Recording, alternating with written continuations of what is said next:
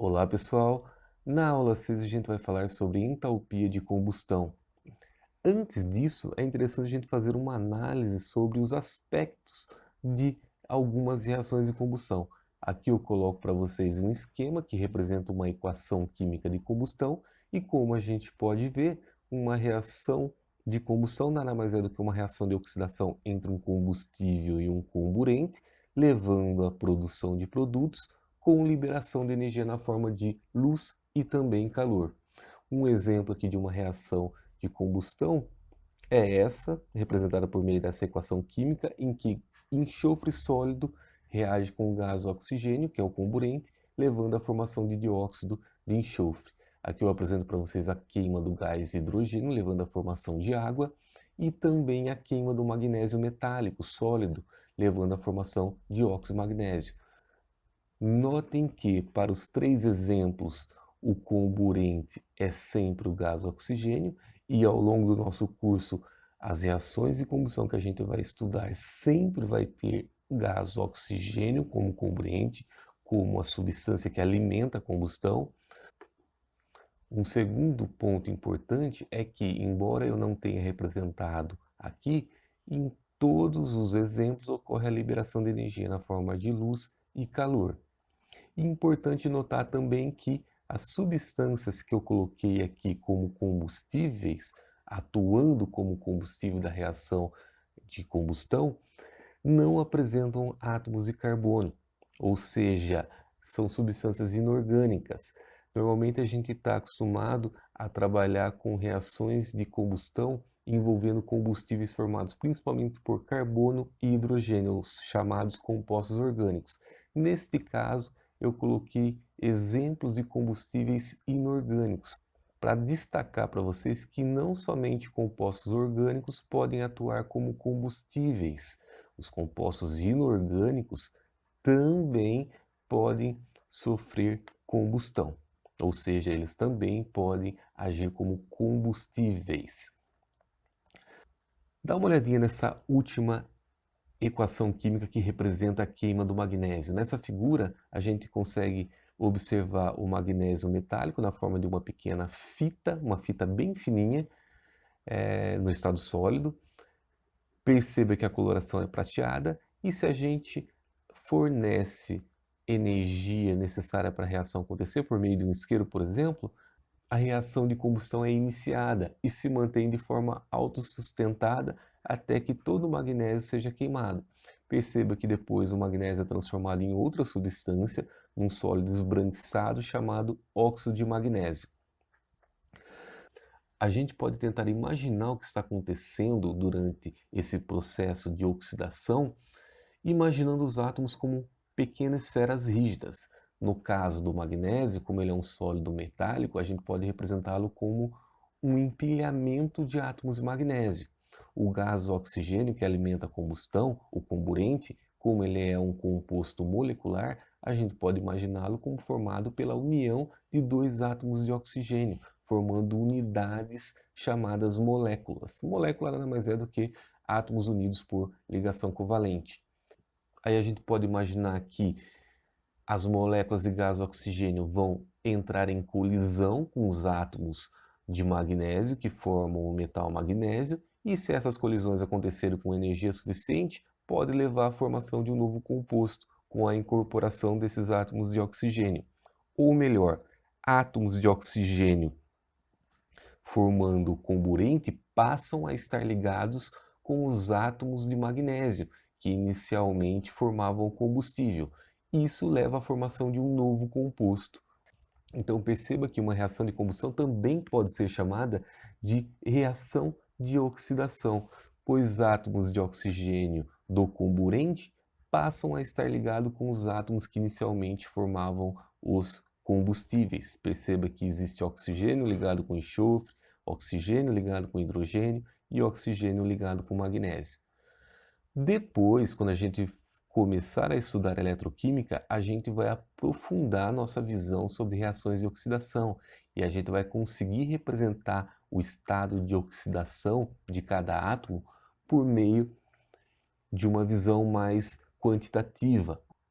Agora sim a gente vai dar alguns exemplos de reações de combustão de compostos orgânicos, que a gente está mais habituado, a gente trabalha mais com a queima de compostos formados principalmente por carbono e hidrogênio, como por exemplo a madeira, como os combustíveis fósseis e o etanol. Nesse esquema eu mostro para vocês que a combustão dos compostos orgânicos pode ser completa e também incompleta ou parcial.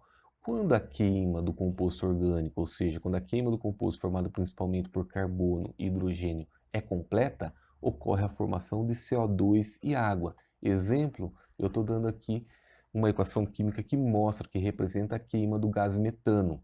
Perceba que ocorreu a formação de CO2 e água, então a gente pode classificá-la como uma combustão completa. E como toda combustão, ocorre a liberação de energia na forma de calor e luz.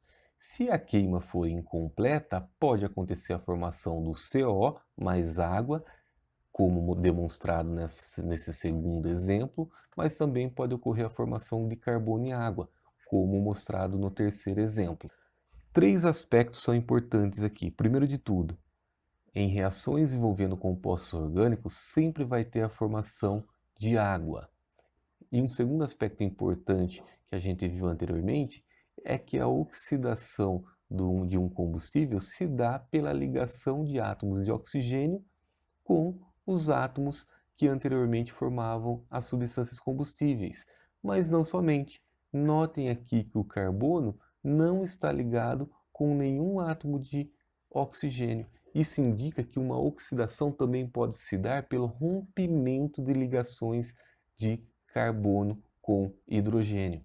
Então, o que a gente pode dizer é o seguinte: quanto menor for a quantidade de átomos de hidrogênio e quanto maior for a quantidade de átomos de oxigênio ligados ao carbono, maior vai ser o estado de oxidação.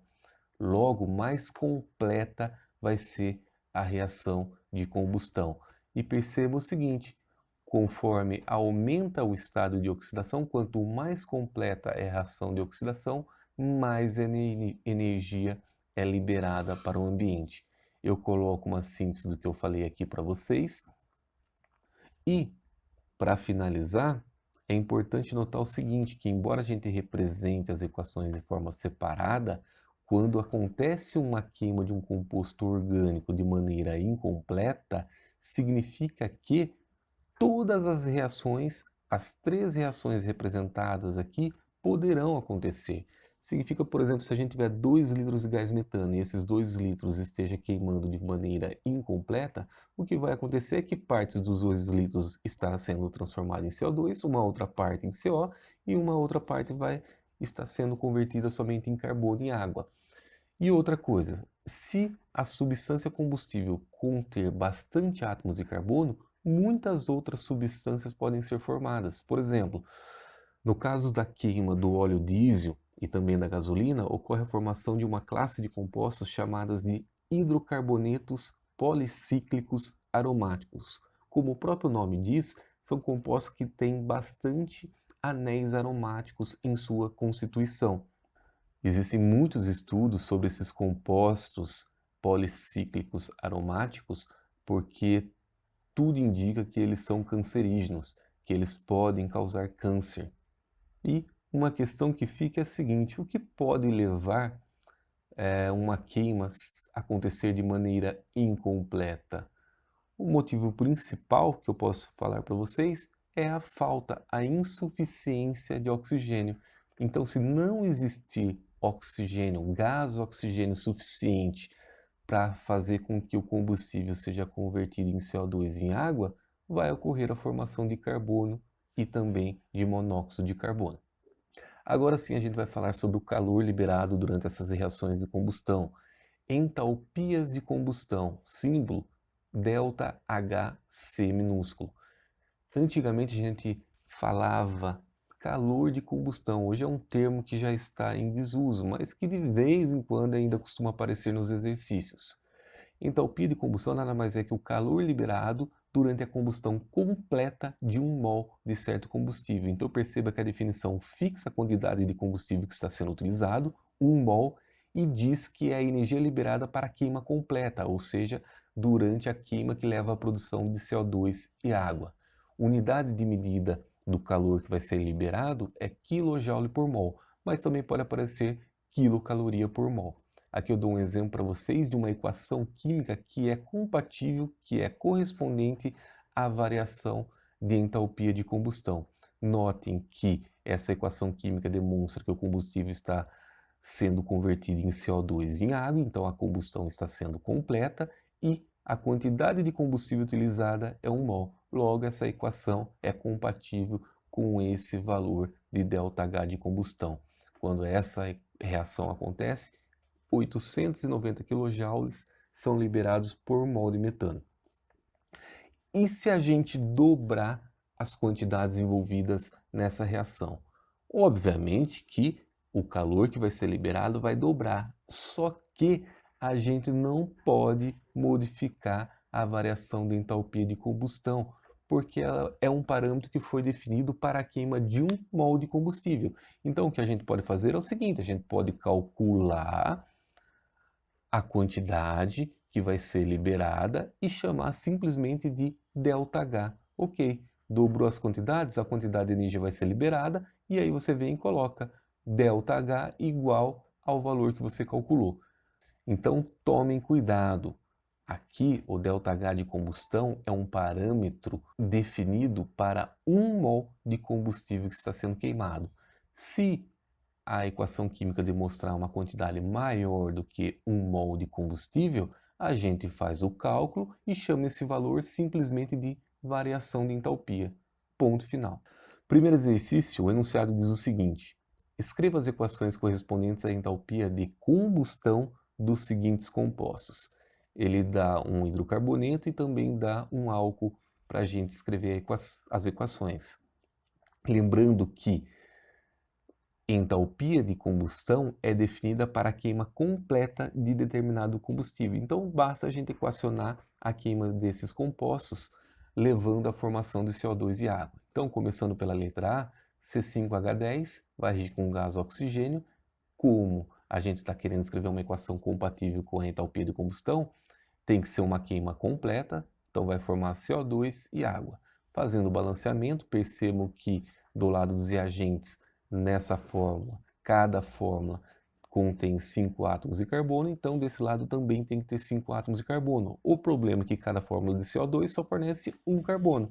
Então a gente vem e multiplica por 5. 5 fórmulas, 5 átomos de carbono. Em seguida a gente faz o balanceamento dos átomos de hidrogênio. Cada fórmula aqui tem 10 átomos de hidrogênio, aqui só tem 2, multiplica por 5. 5 moléculas de água fornece 10 átomos de hidrogênio. E por fim, a gente faz o balanceamento de átomos de oxigênio. Perceba que aqui existem 10 átomos de oxigênio, mais 5 daqui vai dar 15 átomos de oxigênio no total. Do lado dos reagentes também tem que ter 15 átomos de oxigênio. O problema é que só tem 2. Para a gente conseguir 15, basta colocar o 15 aqui e dividir por 2. Vai ficar 15 sobre 2. 15 sobre 2 é 7,5.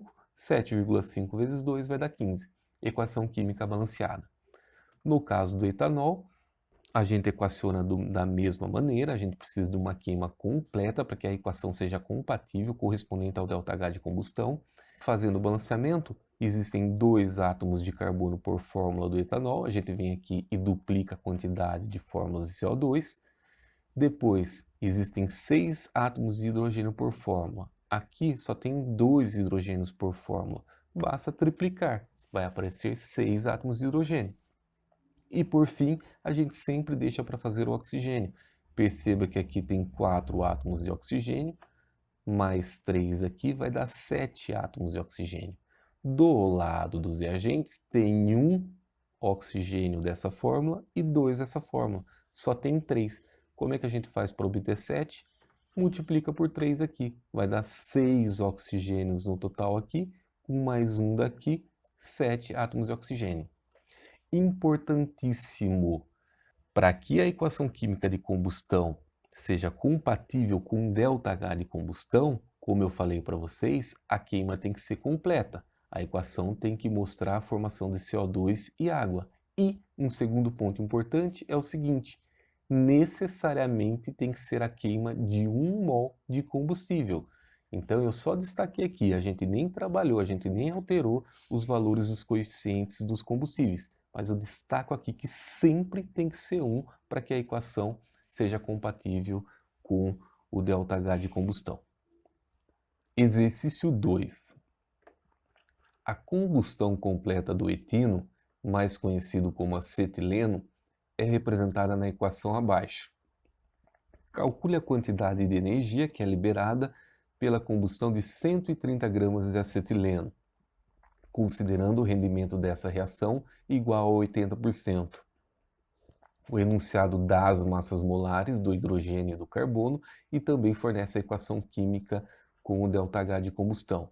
Então vamos avaliar, lembrando que em variação de entalpia de combustão, ela é fixada para 1 mol de combustível sendo queimado completamente. Então vamos avaliar. Existe 1 mol de combustível sendo queimado completamente, pois ocorreu a formação de CO2 em água.